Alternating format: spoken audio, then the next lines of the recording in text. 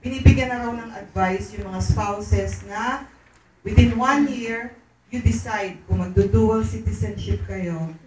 Ibig sabihin na you keep your Philippine passport, you don't have to visit us. So yung spouse na yun, dalawa na citizenship niya. Isang Filipino at isang Korean. Kaya lang ho, ang affected lang doon sa new law ay yung naging citizen mula noong July 2, 2010. Kaya na-dehado yung marami nating mga kababayan kasi hindi covered sila. Pero marami naman kung nag-a-apply sa Manila. Kaya, secret. ano na ho yun? Bahala na po kayo sa choice nyo na gawin yon kasi that's Philippine law, you are allowed. But under Korean law, may restriction. Anong kabutihan ba ng dual citizenship? Siyempre, pwede na kayo bumoto sa atin. Unlimited na ownership of land. At yung mga anak nyo treated as citizens. So, hindi na kayo nag-alien card, hindi kayo nagbabayad ng extra. So, you're back to your Filipino citizenship.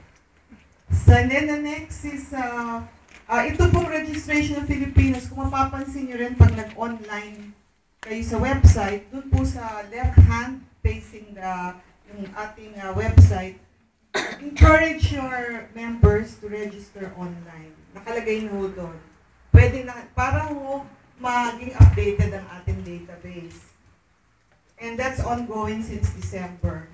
Ito po yung mga areas na marami tayong kababayan, nilista po namin.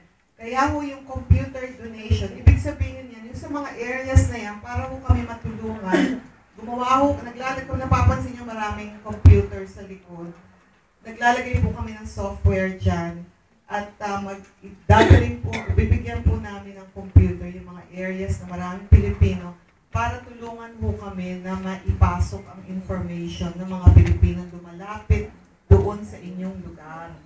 So, isasagawa po namin yan the next month.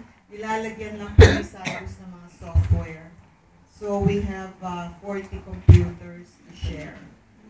Okay, so, ito na po yung huli. Reminder lang po, ang ating mga missionaries, ang ating mga nuns, and mga priests ay entitled ho sa travel tax exemption.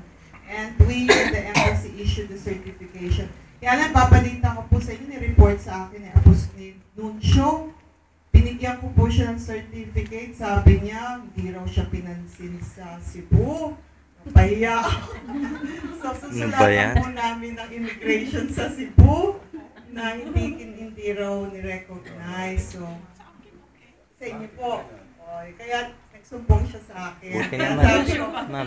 Kesa naman padala ko sa Taiwan. Because that is the, nga hindi naman. So, yung pa naman yung pinakamataas na representative ng Papa ang hindi nabigyan ng exemption.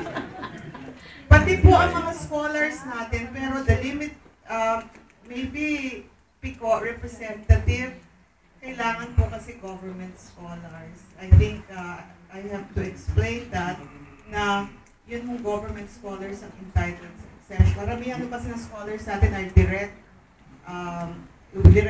contract with the university. So, but if later on, maybe we can appeal.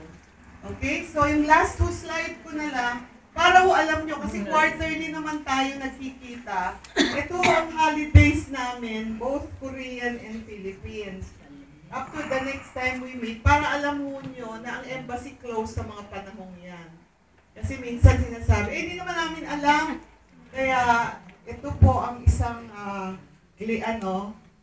isang page na para maalala nyo. We celebrate both Philippine and Korean holidays. Pero minsan si Ambassador mo, pag masyadong malapit yung Korean holiday sa Philippines, pinapapasok din po. Kaya yun po, and maraming salamat po till our next update. Si Consul General Silvia Marasigan.